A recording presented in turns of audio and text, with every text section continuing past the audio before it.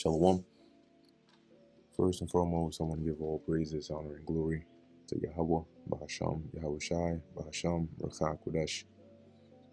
Double honors to the elders and the apostles of Great Millstone, and peace and blessings to the elect. Today we're going to go into the book of 2 Kings, the 12th chapter. And, as we read in the 11th chapter, dealing with Athaliah, right, the queen of Judah, and her treacherous ways, but how soon it caught up to her and she ended up being put to death. So this sort of goes into the, a brief summary, right, of some of the things that happened under the reign of Joash, right, otherwise known as Jehoash. And this was the son of, let's see here. Ahaziah, right? So the one who was saved, by the skin of his teeth, so to speak, as Athaliah was slaying all of the heirs to the throne. So this is 2 Kings chapter 12, verse 1. In the 7th year of Jehu, Jehoash began to reign, and 40 years reigned he in Jerusalem. And his mother's name was Zibiah of Beersheba. So at this point, right, you had Jehu, which was anointed by the prophet that Elisha sent to go and anoint him and run out of there, right, as fast as possible. So Jehu, after being anointed, goes and basically slays Joram, right, and Ahaziah, right, the king of the northern kingdom and the king of the southern kingdom at that time. And then he continues to have Jezebel slain, and then followed by the rest of the house of Ahab, to fulfill the word of the Lord there.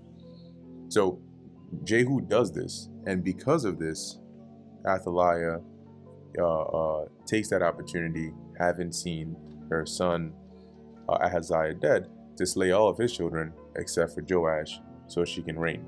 So she reigns for 6 years. Meanwhile, Jehu is also reigning in the northern kingdom. And after she's basically put to death, and Joash comes up into power, right? He begins to reign at this point. This is sort of where we are in verse 1, right? That's why it mentions the 7th year of Jehu is when Jehoash began to reign. So verse 2, and Jehoash did that which was right in the sight of the Lord Yahweh all his days, wherein Jehoiada the priest instructed him. Because remember, he was pretty much raised by the priest, right? Because that's where he was hidden in the temple of the Lord until he was about 6 or 7. He was pretty much raised there. So you can imagine Jehoiada instilling in him or bringing him up in the right way according to the ways of the Lord. Verse 3, but the high places were not taken away. The people still sacrificed and burnt incense in the high places. So though Jehoash followed the ways of the Lord, and implemented ways of fearing the Lord and serving the Lord, he didn't, take down the high places, and these high places were like places of worship, where you had Israelites that would go and worship there. Sometimes there would be groves, sometimes there would be altars set up on like hills or mountaintops, and they would go and worship there. So that wasn't taken down. Verse 4, and Jehoash said to the priests, all the money of the dedicated things that is brought into the house of the Lord Yahweh, even the money of every one that passeth the account, the money that every man is set at, and all the money that cometh into any man's heart to bring into the house of the Lord. Now, here he mentions the money of everyone that passeth the account. Now, when you look this up in some of these other translations to get a better sense of the wording here, for example, in the NKJV, it reads, and Jehoash said to the priests, all the money of the dedicated gifts that are brought into the house of the Lord Yahweh, each man's census money, right? Each man's assessment's money, and all the money that a man that a man purposes in his heart to bring into the house of the Lord. So you had like quote unquote donations, right, or alms in a way, which is one aspect, and that would be what comes into a man's heart to bring to the house of the Lord. Hey, I want to donate this or give this to the house of the Lord. And then you had the census money, and then that goes back to Exodus, the 30th chapter in the law here. And I'll read it real quick.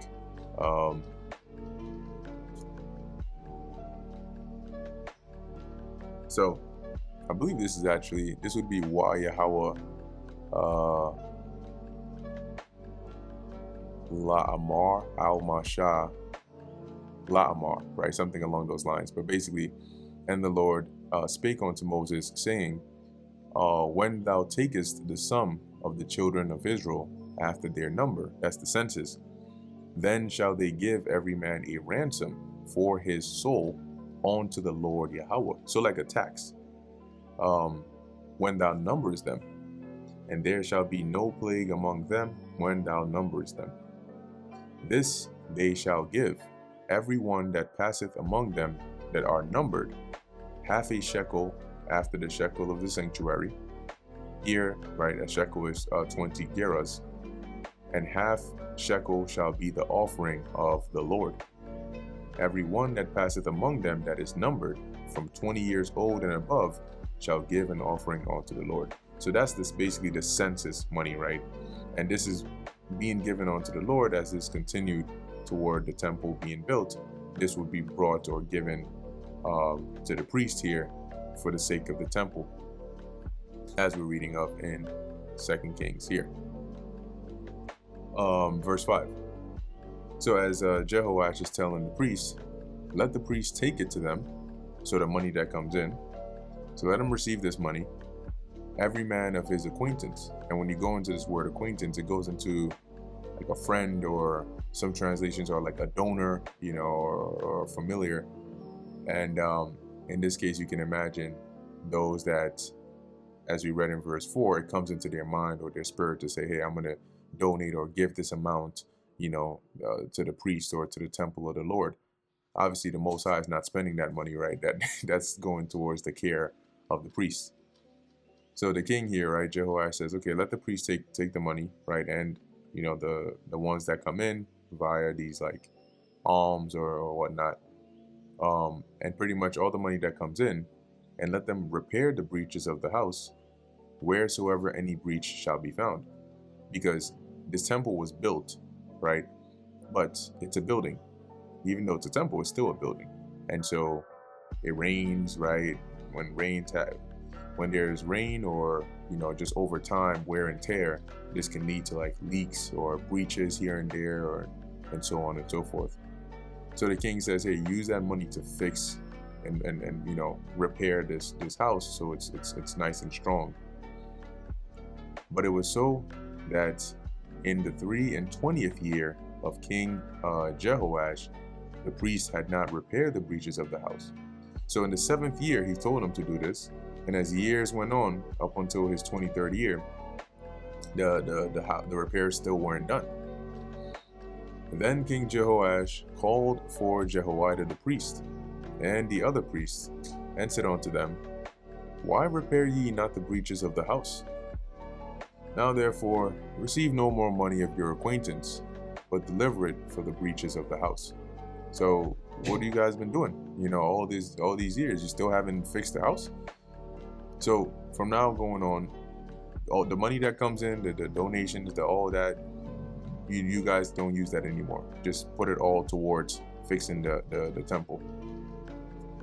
And the priest consented, and received no more money of the people, neither to repair the breaches of the house. Meaning they agreed, okay, you know what, the money won't come to us, right? So we'll let the handling of the repairs and all that money that comes in, others will take responsibility for that, but it won't be on us anymore. But Jehoiada the priest took a chest and bored a hole in the lid of it, and set it beside the altar on the right side, as one that cometh into the house of the Lord. So when you come to the temple, there's an altar, right?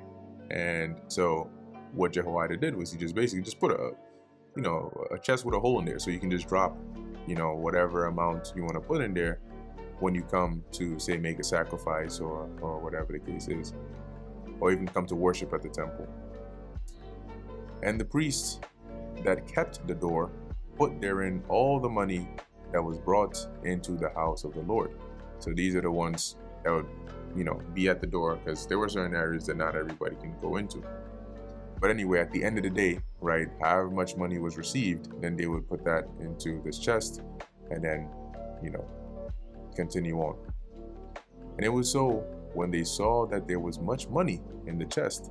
It's like, when you have a small can, piggy bank, and you just, you have some coins after the end of the day, you drop it in there. And over time it gets heavy. And then you realize, oh, wow, you have a lot, of coins in here, and you can start to utilize this. And it was so when they saw that there was much money in the chest, that the king's scribe and the high priest came up, and they put up in bags. So the king's scribe right here, the scribe here is more like the assistant or the secretary, but also, obviously keeping track of all the different things that are going on and keeping the king informed and so on. So he, along with the high priest, they pull up, right? They put as it says, and they put up in bags and told the sum, or told the money that was found in the house of the Lord. So they took it out the chest, bagged it up, found, okay, this is this amount. And they gave the money, being told, so in this case being recorded, okay, this is how much money there is, into the hands of them that did the work, that had the oversight of the house of the Lord Yahweh. And they laid it out to the carpenters and builders that wrought upon the house of the Lord. So since the priests no longer were in charge of this, there were others that were appointed to basically be the ones in charge, overseeing the repairs in the temple. And so the money was given to those overseers, and they used that money to pay the carpenters, the builders, the actual workers who were working in the house. So when it says that they wrought, right, that wrought upon the house, the wrought meaning like those that did the work. And to masons and hewers of stone, and to buy timber and hewed stone to repair the breaches of the house of the Lord Yahweh, and for all that was laid out for the house to repair it. Howbeit, there was not made for the house of the Lord bowls of silver, snuffers, basins, trumpets, any vessels of gold or vessels of silver, of the money that was brought into the house of the Lord.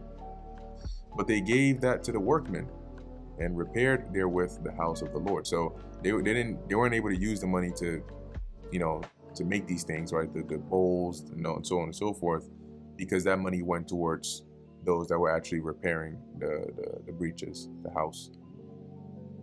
Moreover, they reckoned not with the men, into whose hand they delivered the money to be bestowed on workmen, for they dealt faithfully. So reckon meaning to keep track and sort of record and make sure, okay, how much did you do here? What did you do with this? They didn't need to do that with these overseers, right? Because these were the men, as it says, into whose hand they delivered the money. So these were the overseers that they gave the money to. They didn't need to track them down and get record papers and receipts here and there. All right, it says to be bestowed on the workmen, because that's what the overseers did, right? They paid workmen, for they dealt faithfully. Right, so they didn't lie or try to cheat or scam or any of that, and that's why they trusted them to be able to do this without being on their case, so to speak. The trespass money and sin money was not brought into the house of the Lord Yahweh; it was the priests. So the money that would be coming in and brought to the house in the sense of being used for the temple business was not. The trespass money and sin money was not included in that. And when you go to the book of Leviticus, if you're curious about this trespass money, in Leviticus 5, I'm going to read it real quick.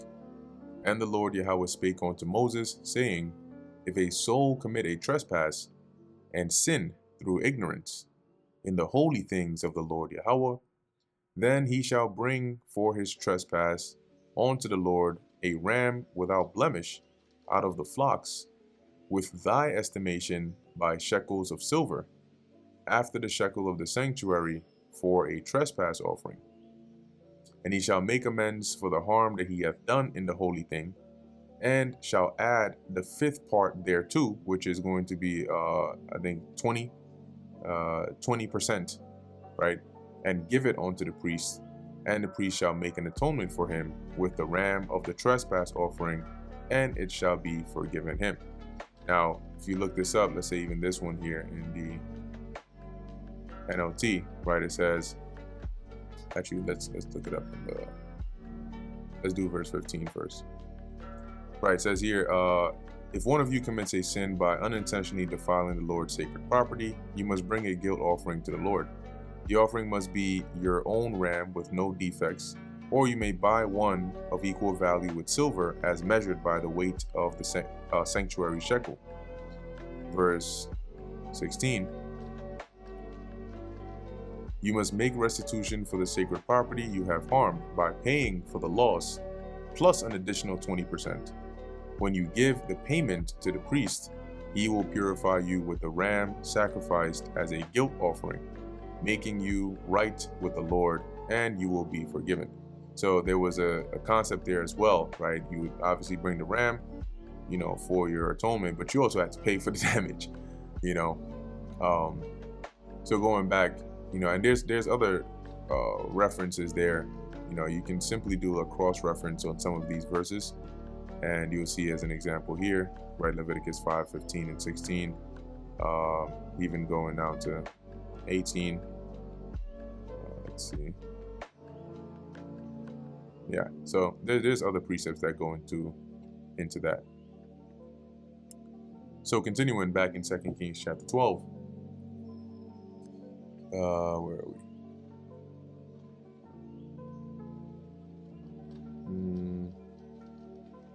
I just lost. Okay. There we go. Verse 17. Right. So that money that came in would go to the priests and not directly to just, you know, like the repairs that were being done here. Verse 17. Then Hazael, king of Syria, went up. Right. The same Hazael that Elisha stared down, you know, because he knew what Hazael would end up doing against Israel. Went up and fought against Gath and took it. And Hazael set his face to go up to Jerusalem. So he came down there. You know, we all know where Gath is at, right? Say Gath, Bible map. Let's see, where is it? There's a lot going on over there. All right, maybe I can take a look at this one here.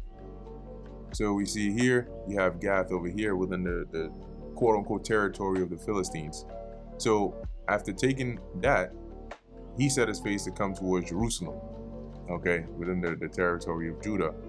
And when the king heard that, or he found out, this is what he did, right? So, and Jehoash, king of Judah, took all the hallowed things that Jehoshaphat and Jehoram and Ahaziah, his fathers, kings of Judah, had dedicated, and his own hallowed things, and all the gold that was found in the treasures of the house of the Lord and in the king's house, and sent it to Hazael, king of Syria, and he went away from Jerusalem. So these would be like, you know, silver materials, gold materials, things that were, like it says, dedicated, hallowed, you know, for the Lord or the temple, or even, as it says, of his own. But these would have to be things that were, you know, like treasures. And that's why it was enough to suffice Hazael's, you know, his hunger here, so to speak, and allow him, sort of bribe him to leave and not attack Jerusalem. And the rest of the acts of Joash and all that he did, are they not written in the book of the Chronicles of the kings of Judah? And his servants arose and made a conspiracy and slew Joash in the house of Milo, which goeth down to Silla. And with scenes like this, you can always think back to like Game of Thrones, for an example.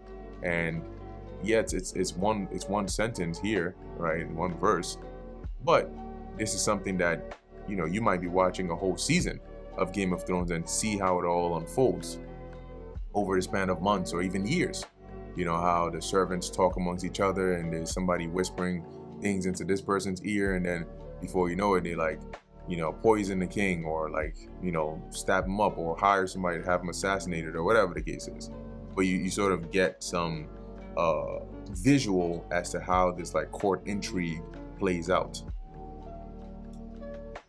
Verse 21, for Josachar, the son of Shimeath, and Jehozabad, the son of Shomer, his servants smote him, and he died. And they buried him with his fathers in the city of David, and Amaziah his son reigned in his stead. And of course, being that this is recorded in here, that means that they found the culprits, and obviously, you can imagine there would have been a reasonable punishment for them for that. So anyway, that brings us to the end of the book of 2 Kings, the 12th chapter. Lord willing, this was edifying to the elect. In closing, I want to give all praises, honor, and glory to Yahweh, Bahasham, Yahweh Shai, Bahasham, Recha Kodash. And until next time, Shalom.